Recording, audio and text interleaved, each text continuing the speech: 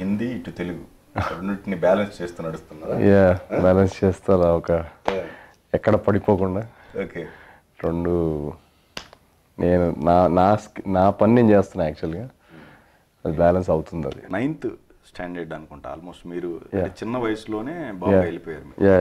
ఎందుకు అంత చిన్న వయసులోనే మీకు ఈ సినిమా మీద ఏంది అంత పిచ్చేయండి? నాకు యాక్చువల్గా నాకు స్కూల్లో ఉన్నప్పుడు డ్రామాస్ చేసేవాడిని. అంటే చేయడం అంటే ఫోర్స్ చేసి డ్రామాలో వేసింది మా టీచర్. నేను బాయ్స్ స్కూల్లో అనమాట. 5th 6th క్లాస్లో ఏమైందంటే ఒక నాటకంలో ఒక మదర్ క్యారెక్టర్ కావాలి. స్కూల్స్ కూడా ఒకటి కాదు కదా, డిఫరెంట్ స్కూల్స్ మారాను నేను. సో 6th క్లాస్లో ఉన్నప్పుడు హైదరాబాద్లోనే. సో ఒక మదర్ క్యారెక్టర్కి ఎవరు లేరని చెప్పేసి నాకు డింపుల్స్ పడతాయని చెప్పి నన్ను వేసేసింది ఆ క్యారెక్టర్లో. అదృష్టం ఇది. సో ఈ ఏంటో క్లాస్ ముందు అందరి ముందు పిలిచి ఒకసారి నవ్వు అంది. నేను వెళ్ళి ఇదేంట్రా టీచర్ నవ్వమంటుందని ఇలా నవ్వగానే సి హీ గెట్స్ డింపుల్స్ అని చెప్పి ఆ క్యారెక్టర్ మనోడితో చెప్పేయండి.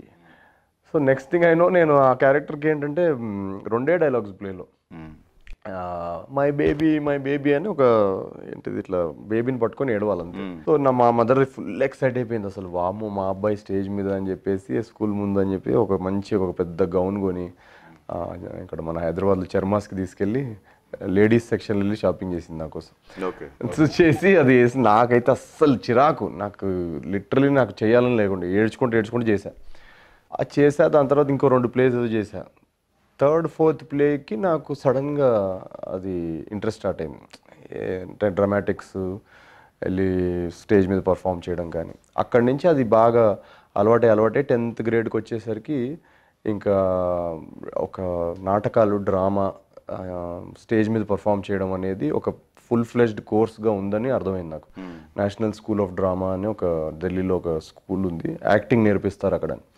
సో నాకు అది బ్రిలియంట్ అనిపించింది. నాకు అది అంటే అప్పుడు దాకా మా కజిన్స్ కానీ వాళ్ళందరూ ఐఐటియన్స్. సో 10th తర్వాత ఇది కూడా యాజ్ అ ప్రోగ్రామ్ కానీ కోర్స్ కానీ చేయొచ్చు అనే ఆప్షన్ నాకు ఉందని ఏ మూమెంట్లో అయితే తెలిసిందో వెంటనే మా పేరెంట్స్కి వెళ్ళి చెప్పేశాను నేను చేద్దాం అనుకుంటున్నా అని. మా డాడీకి చెప్పగానే ఇంకా మా డాడీ మొన్న ట్రైలర్ లాంచ్లో కూడా చెప్పాను నేను ఇది. మా డాడీ 1 hour బెల్ట్ గేమ్ ఆడాడు నాతోటి.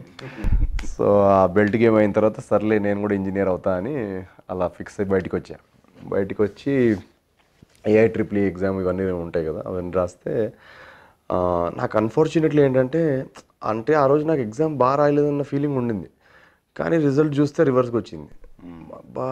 అంటే మొత్తం కంట్రీలో ఒక 1 lakh 1.5 lakh రాస్తారు. దాంట్లో ఇంజనీరింగ్లో AIEEEలో మంచి ర్యాంక్ వచ్చిందని బాధపడిన ఏకైక క్యాండిడేట్ నేను ఒక్కడనే ఉంటాను. సో నాకు అది రిజల్ట్ ఇలా చూడంగానే ఇలా నా రియాక్షన్ ఇలా. మా అమ్మ నాన్నేమో అని డాన్సులు వేస్తుంటారు, నేనేమో మా ఫ్రెండ్స్ అందరు ఏమైందిరా అసలు NITలో సీట్ వస్తే అలా మొహం పెట్టుకుంటారు ఏంటారు, అసలు లోకల్ ఇంజనీరింగ్ కాలేజ్లో కూడా సీట్లు రాని ఉన్నారు మన బ్యాచ్లో, నీకు NIT సీట్ వచ్చినా కూడా నీ ఫేస్ ఏంటి అలా ఉందంటే నేను వెళ్ళను నాకు ఇంట్రెస్ట్ లేదు అని. అది ఇంట్రెస్ట్ లేకపోవడం ఏంటి, పిచ్చా ఏంటి అసలు 4 years ఇంజనీరింగ్ NIT వస్తే జాబు దాని తర్వాత లైఫ్ సెట్ అంటే నాకు అదే కదా వద్దు. నాకు ఆ లైఫ్ సెట్ అనేది నాకు ముందు నుంచి ఆ లైఫ్ సెటిల్ అవ్వడం అనేది నాకు అది చిరాకు. సో ఇంకా ఎట్టి పరిస్థితులు ఆ టైంలో ఫైనాన్షియల్గా కూడా ఏమి ఉండదు మనకి. సరే అని చెప్పేసి ఇంకా ఇంజనీరింగ్ చేద్దామని వెళ్ళిపోయి ఇంకా చాలా బాధతో వెళ్ళాను అనమాట. అంటే ఇంకా లిటరలీ 4 years దీన్ని నేను హాయిగా నేషనల్ స్కూల్ ఆఫ్ డ్రామాలో కూర్చునేవాడిని. ఈ పాటికి ఇంజనీరింగ్ ఏం చేస్తాను రా అన్న ఒక డిసప్పాయింట్మెంట్తో ఎంటర్ అయ్యాను నేను. కానీ ఆ హాస్టల్ లైఫ్ అదంతా స్టార్ట్ అవ్వగానే నాకు అసలు లైఫ్ అలా మారిపోయింది టక్మని మళ్ళీ. ఓకే. అంటే లిటరలీ ఇంజనీరింగ్లో ఏంటంటే ఎవ్రీ సెమిస్టర్ 6 months ఒక సెమిస్టర్. సో 6 months ఎంచుకున్నారు. నేను ఫైనల్గా గ్రాడ్యుయేట్ అయింది సివిల్లో. అది స్టార్టింగ్లో కానీ మెకానికల్ అనుకొని జాయిన్ అయ్యా. ఎందుకు? అది యాక్చువల్గా ఏమైందంటే మన సివిల్ బ్రాంచ్లో ఒక అమ్మాయి ఫస్ట్ డే చూసినప్పుడే నాకు ఉంటుంది కదా సినిమాలో చూపిస్తారు కదా తొలి ప్రేమలో షార్ట్ ఉంటుంది కదా, అది రోల్ చేసి దిగితే పక్కన ఫైర్ వర్క్స్ ఆ మూమెంట్ అనమాట.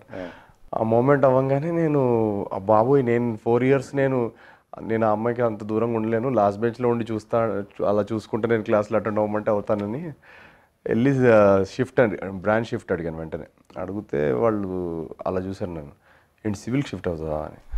సరే అని సివిల్ షిఫ్ట్ అయ్యాను. 3-4 days అయింది అమ్మ రావట్లేదు క్లాస్కి. ఏంటప్ప రావట్లేదని క్యాంటీన్లో కలిసి అడిగితే తను మెకానికల్ షిఫ్ట్ అయింది. అమ్మో నాకు అసలు ఇట్లా ఎవరో ఇక్కడ లోపల ఇది ఉంటుంది కదా, ఏమంటారు దాన్ని, గట్ పంచ్ అంటారు దాన్ని, ఇలా టక్ మన లోపల ప్రాణం ఇలా జారిపోయిన ఫీలింగ్ వచ్చింది ఒకటేసారి. అలా ఎలా రియాక్ట్ అవ్వాలో తెలీదు. అంటే నేను ఆ అమ్మాయిని చూసి అసలు ఏంటి జోక్ అనుకుంటున్నావు, ఇది చెప్పచ్చు కదా స్లైడ్ అయ్యే ముందు, నువ్వు బ్రాంచ్ మారుతున్నావు అని ఆ మాత్రం క్లారిటీ కమ్యూనికేషన్ ఉండాలి కదా అంటే, ఇంకా అసలు బ్రాంచ్ మారిపోయి అప్పటికి నేను ఇంకా వచ్చేసా. సో 4 years నా పక్క బెంచ్లో హాయిగా నా పక్క బెంచ్లో ఉండే అమ్మాయి నేనే పక్క బ్రాంచ్లో చేసేసుకున్నా. మళ్ళీ ఎలా మళ్ళీ తంతారు వాళ్ళు అక్కడ. ఇంకా నువ్వు ఏ బ్రాంచ్లో అమ్మాయి నచ్చితే ఆ బ్రాంచ్ కావాలని రా, నువ్వు నీకు ఇంక ఇస్తావు, రేపు వస్తావు నువ్వు మళ్ళీ కంప్యూటర్ సైన్స్లో అమ్మాయి బాగుంది, నేను కంప్యూటర్ సైన్స్కి వెళ్తాను. సో ఆ 4 years I had to live with that truth అనమాట చా అని చెప్పేసి. సో నాకేంటంటే 6 months ఉంటుంది కదా ఒక సెమిస్టర్. సో ఫస్ట్ సెమిస్టర్లో నాకు అర్థమైపోయింది ఏంటంటే దిస్ టూ మచ్ టైం చేయడానికి ఏం లేదు, ఎందుకంటే నాకు ఎలానే ఇంజనీరింగ్ ఇంట్రెస్ట్ లేదు. సో మేబీ ఒక 1 month ముందు చదివితే పాస్ అయిపోవచ్చు. సో మిగతా 5 months ఏం చేయాలి అని చెప్పేసి ఇంకా అక్కడ ఒక థియేటర్ క్లబ్ స్టార్ట్ చేసాం. మేమే నాటకాలు రాసుకొని హార్డ్లీ ఒక 7 people 8 people వచ్చి చూసేవాళ్ళు అంతే. థియేటర్ క్లబ్ అంటే ఏదో పెద్ద ఆడియన్స్ ఏమీ లేదు. అక్కడ ఆడిటోరియం ఉండేది అక్కడ కాలేజ్లో, కానీ పక్కన ఇంకో ప్లేస్. సో మన గురుగారు రాజేష్ గారు అని ఉండేవాళ్ళు అక్కడ. ఆయన హిందీ నావెల్స్ని బేస్ చేసి ప్లేస్ తీసేవాళ్ళు అనమాట. ఆ ప్లేస్లో నేను బ్యాక్ స్టేజ్కి వెళ్ళి సపోర్ట్ చేసేవాడిని అనమాట. బ్యాక్ స్టేజ్లో ఇప్పుడు యాక్టర్స్ కాస్ట్యూమ్స్ ఇవన్నీ చూసుకోవాలి. అలా నాకు చిన్న చిన్న రోల్స్ ఇవ్వడం స్టార్ట్ చేశారు ప్లేస్లో. చేస్తూ ఒక బ్యాండ్ ఫామ్ చేసామన్నమాట, పాటలు పాడదామని చెప్పేసి. సో ఇంగ్లీష్ పాటలు ఇవన్నీ పాడదామని టీషర్ట్లు పెట్టుకొని జుట్టు పెంచుకొని ఉంటుంది కదా కొంచెం స్టైల్గా టీషర్ట్లు వేసుకొని వెళ్ళి ఫస్ట్ షో చేసాము. చేయగానే అసలు ఇంగ్లీష్ పాటకి 0 రెస్పాన్స్. ఆల్మోస్ట్ జనాలంతా బూ అని చెప్పులు వేసే పరిస్థితి వచ్చింది. వామ్మో ఏంటి ఇక్కడ ఆడియన్స్ కనెక్ట్ అవ్వట్లేరు అని చెప్పేసి ఇమీడియట్లీ ఇంప్రూవైజ్ చేసి కిషోర్ కుమార్ పాటలకు మారాం. మారగానే ఫుల్ భయంకరమైన ఇది స్టార్ట్ అయిపోయింది. ఏదేదో కనెక్ట్ అవుతున్నారని చెప్పేసి ఇంకా అప్పటి నుంచి కిషోర్ కుమార్ కవర్ సాంగ్స్ చేస్తూ డిఫరెంట్ కాలేజెస్ టూర్ చేసేవాళ్ళం అనమాట.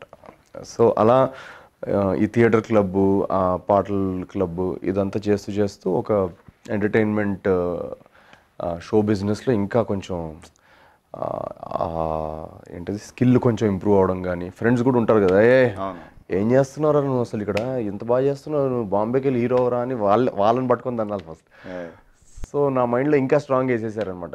నువ్వు అసలు ఇండియన్ ఐడల్కి వెళ్ళొచ్చు కదా, పాట పాడొచ్చు కదా అక్కడికి వెళ్ళి, లేదా యాక్టింగ్ ఏదో రియాలిటీ షో ఉందంట దానిలో వెళ్ళి పార్టిసిపేట్ చేయరా అని. సో అలా అనుకొని ఇంకా ఫైనల్గా కాలేజ్ అయిన తర్వాత వెళ్దామని గట్టిగా ఫిక్స్ అయిపోయా. ఫిక్స్ అయిపోయేసరికి మళ్ళీ సెకండ్ టైం మళ్ళీ జాబ్ వచ్చి లండన్కి వెళ్ళాలన్నమాట. సో కాలేజ్ అయిన వెంటనే సో యూకేలో ఏదో ప్రాజెక్టు అండ్ యూకేకి వెళ్ళి జాబ్ వెళ్ళాలన్నా కానీ మళ్ళీ సేమ్ ఒక 1.5 lakh పీపుల్ ఉంటే దాంట్లో ఈ యూకేలో జాబు, యూకేలో ప్రాజెక్టు, అక్కడే ఉండాలి అన్న న్యూస్కి అంత సాడ్గా రియాక్ట్ అయిన వాళ్ళు నేను ఒక్కడే ఉంటాను. అంటే లిటరలీ మా ఇంట్లో అందరు అసలు మా పేరెంట్స్ కానీ రిలేటివ్స్ కానీ వాడు లండన్ వెళ్ళిపోతున్నాడు, లండన్లో జాబు ఇది అది అని ఫుల్ అసలు ఒక్కొక్కరు కంగ్రాచులేషన్స్ స్వీట్లు. నాకేమో అసలు లిటరలీ ఒక ఏంటి మన తొలి ప్రేమలో పవన్ కళ్యాణ్ గారికి కీర్తి హీరోయిన్ ఉంటుంది కదా, తన ఎయిర్పోర్ట్లో వెళ్ళిపోతుంటే ఒక ఫీలింగ్ వస్తుంది కదా, ఆ ఫీలింగ్ వస్తుంది నాకు లోపల నుంచి. ఏదో నాకు నచ్చింది ఏదో నాకు దూరంగా వెళ్ళిపోతుంది. నేను అసలు లండన్కి వెళ్ళి జాబ్ చేయడం ఏంటి, నాకు యాక్టింగ్ కదా నాకు ఇంట్రెస్ట్. సరే అని ఇంకా సమ్హౌ నేనేమనుకున్నా అంటే అక్కడికి వెళ్ళి కాస్త కొంతసేపు పని చేసాము, డబ్బులు సేవ్ చేసుకొని వస్తే ఇక్కడ కొంచెం స్ట్రగుల్కి ఉపయోగపడుతుంది కదా. అక్కడికి వెళ్ళాను. అక్కడికి వెళ్ళిన తర్వాత నేను అక్కడ ఇంగ్లీష్ ప్లేస్ చూడడం స్టార్ట్ చేశాను అనమాట. అక్కడ వాళ్ళ లెవెల్ ఆఫ్ యాక్టింగ్ అది చూసి నాకు మైండ్ బ్లాక్ అయిపోయింది. వామ్మో ఇది వీళ్ళు అసలు కంప్లీట్లీ ఎక్కడో ఉన్నారు, వీళ్ళు అసలు మన స్కిల్ ఇక్కడ ఉంది, వాళ్ళు అక్కడ ఉన్నారు, ఈ గ్యాప్ ఎలా బ్రిడ్జ్ చేసేది అని. అంటే ఇప్పుడు ఒక యాక్టర్ అంటే ఏ కంట్రీలోనే వెళ్ళి పనిచేసే స్కిల్ ఉండాలి. ఇక్కడ మన ఇండియన్ సినిమాలో యాక్ట్ చేసినా బయట సినిమాలో యాక్ట్ చేసినా అక్కడ కూడా ఫిట్ అయ్యే స్కిల్ మన దగ్గర ఉండాలి. సో ఇంత గ్యాప్ ఉంది, ఎలా దీన్ని బ్రిడ్జ్ చేసుకోవాలి అని దీనికి కంపల్సరీ మనం the only way to learn is to keep working. And నేను అక్కడ ఆ జాబ్లో నాకు అస్సలు చాలా అంటే చాలా ఇరిటేషన్ వచ్చేది అనమాట. అంటే నచ్చేది కాదు బేసికలీ. డబ్బులు బాగా భయంకరంగా డబ్బులు, కంఫర్ట్స్ అవన్నీ ఉన్నాయి, కానీ అసలు ఒక ఏదో గుంజుతుంది. ఇది కరెక్ట్ కాదురా నీకు, ఇది కరెక్ట్ కాదు, నువ్వు this is not right for you, this is not. అంటే నాకు అప్పుడు లైఫ్లో అది జరగడం చాలా మంచిది. ఎందుకంటే లైఫ్లో ఎప్పుడు ఒక భయం ఉంటుంది. మిడిల్ క్లాస్ అంటే పెద్ద ఫైనాన్షియల్గా స్ట్రాంగ్ లేని ఫ్యామిలీస్ నుంచి వచ్చినప్పుడు ఏమవుతుందంటే లైఫ్ సెక్యూరిటీ అనేది నెంబర్ 1 ప్రయారిటీ ఉంటుంది. మన లైఫ్ మనం సెక్యూర్ చేసుకోవాలి, కంఫర్ట్స్ సెటిల్ అవ్వడం. పేరెంట్స్ కూడా రిలేటివ్స్ కూడా అంటుంటారు కదా, ఈ సెటిల్ అవ్వడం అనేది ఏంటంటే అదొక జస్ట్ ఒక భయం అంతే, సెటిల్ అయిపోతాం. సో నాకు అక్కడ ఉన్నప్పుడు ఏంటంటే డబ్బులు ఉన్నాయి, కంఫర్ట్స్ ఉంది, ఫైనాన్షియల్ సెక్యూరిటీ ఉంది, అన్నీ ఉన్నాయి. ఏదైతే మన పేరెంట్స్ మన కోసం అనుకుంటారో ఇవన్నీ ఉన్నాయి. ఇవన్నీ ఉన్నా నువ్వు సంతోషంగా లేవు. ఇవన్నీ ఉన్నా కూడా ఆ హ్యాపీనెస్ ఫీల్ అవ్వట్లేదు. అంటే ఏదో సంథింగ్స్ రాంగ్. ఇవన్నీ ఉంటే చిన్నప్పటి నుంచి మనకి ఏం చెప్తారు, ఇవన్నీ ఉంటే నీ లైఫ్ సెట్రా అని అంటారు కదా, హ్యాపీగా ఉంటారు. ఇవన్నీ ఉన్నాయి బట్ హ్యాపీ లేదు. అంటే ఎక్కడో మనం ఏదో తప్పు ఉంది ఆ ఫిలాసఫీలో. ఆ క్లారిటీ వచ్చిన వెంటనే టక్మని రిజైన్ చేశాను నేను. ఏ రోజైతే నాకు ఆ క్లారిటీ వచ్చిందో, ఎందుకంటే ఇవి ఉన్నా కూడా నువ్వు సంతోషం లేనప్పుడు ఇవి లేకపోతే ఏంటి, ఇట్స్ ఫైన్ కదా. మేబీ ఇవి లేకపోతే నీకు నచ్చింది నువ్వు చేస్తే సంతోషంగా ఉంటావేమో అన్న ఒక క్లారిటీ వచ్చేసింది. సో రిజైన్ చేసి ఇంట్లో చెప్తే మళ్ళీ బెల్ట్ గేమ్ ఆడతారు మా నాన్న అని చెప్పేసి చెప్పలేదు. చేసేసి ఇండియాకి వచ్చేసి బెంగళూరులో ఒక థియేటర్ కంపెనీ జాయిన్ అయ్యి థియేటర్ చేస్తూ ఉన్నా. మా నాన్నకి వెకేషన్ మీద వచ్చాయని చెప్పా. సడన్గా ఒకరోజు ఇంక మా నాన్న వీడు ఏంటి 2 months అయింది ఇంకా వెళ్ళట్లేడు, వీడు వెకేషన్ ఏంటి ఎండ్ అవ్వట్లేదు అని ఒక డౌట్ వచ్చి కొంచెం మీటింగ్ పెట్టారు ఇంట్లో. యాక్చువల్లీ ఆ జాబ్ లేదు ఇప్పుడు అని ఇలా చూసారు అందరు ఒకటేసారి. మా నాన్న అందరు ఇలా లేదంటే అంటే క్విట్ చేసేసాను. టక్ మన అలా కూర్చుని పోయాడు మా నాన్న. మన బొమ్మరిల్లు ప్రకాష్ రాజ్ లాస్ట్ సీన్, ఆయన లాస్ట్ సీన్ ఉంటుంది కదా ప్రకాష్ రాజ్ గారిది. టక్ మన అలా కూర్చుండిపోయాడు. కూర్చునిపోయి ఏంటి అంటే ఇంకా లాస్ట్ సీన్ పెట్టాల్సి వచ్చింది. అప్పుడు మొత్తం మీరే చేశారు నాన్న, నా లైఫ్లో వెనక్కి తిరిగి చూస్తే మీ తప్ప ఎవరు లేరు అన్న 20 minutes మొన్నలాగా పెట్టా. అక్కడ పెడితే ఇంకా అసలు మా డాడీ అసలు టెన్షన్ అనమాట. ఏంట్రా బాబు అసలు ఎలా బాంబేలో యాక్టర్గా ఎలా సర్వైవ్ అవుతావు, అసలు తెలుసా నీకు, ఐడియా ఉందా బాంబేలో అసలు ఎలా ఉంటారు, అక్కడ కాంపిటీషన్ గురించి నీకు తెలియదు, అసలు ఫిల్మ్ ఇండస్ట్రీ మనకు కనెక్షన్స్ లేవు, పోనీ డబ్బులు లేవు, ఏ విధంగా మనకి ఒక ఇది లేదు, ఒక ఈ సపోర్ట్ చేసే ప్లాట్ఫామ్ కానీ ఏమీ లేదు, ఇట్స్ నాట్ ప్రాక్టికల్. సో వద్దు, వెళ్ళిపో, నువ్వు లండన్ వెళ్ళిపో తిరిగి, ఇది మంచిది కాదు, ఇది కరెక్ట్ కాదని ఆల్మోస్ట్ కంటిన్యూస్గా ఏ విధంగా చెప్పడానికి ట్రై చేసేవాళ్ళు. ఆయన చెప్పడం కానీ వాళ్ళ ఫ్రెండ్స్తో చెప్పించడం కానీ. అంటే నేను ఐఎమ్ నాట్ స్టూపిడ్, నాకు దాంట్లో ఉన్న ఛాలెంజెస్ కానీ అవన్నీ తెలుసు.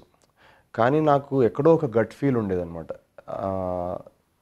సమ్హౌ నీకు ఈ యాక్టింగ్కి సంబంధించి ఏదో స్కిల్ ఉంది చిన్నప్పటి నుంచి, దాన్ని నువ్వు ఇంప్రూవ్ చేసుకుంటే నీకు ఇక్కడ యాక్టర్గా వర్క్ దొరికే ఛాన్స్ ఉంది అని ఒక గట్ ఫీల్ ఉండేదన్నమాట. సో అది నేను కంపల్సరీ ట్రై చేయాలని ఫిక్స్ అయ్యాను అనమాట. సో అందుకే ఇది ఎవరు ఎంత చెప్పినా కూడా నేను దాన్ని పెద్ద పట్టించుకోలేదు.